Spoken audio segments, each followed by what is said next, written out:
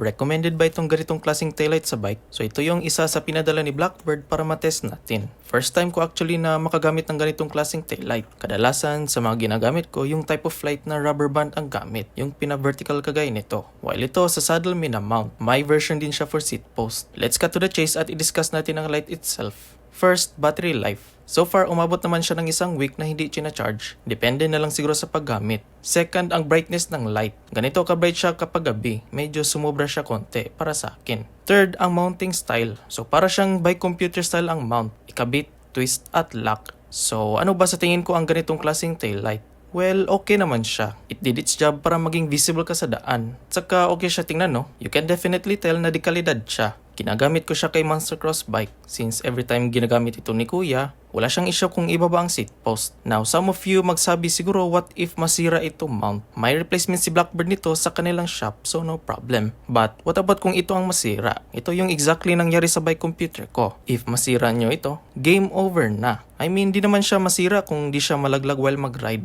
Kung i-mount mo siya, make sure nakalock talaga siya at ma-feel mo ang small click para hindi siya malaglag. Basta ingatan nyo na lang siguro. Tsaka siguro mas mauna pang masira itong light kaysa mount. Pero tingnan na lang natin kung gaano siya katagal. Kung gusto nyo itong light, i-click nyo lang ang yellow basket at i-check nyo ang ibang lights nila.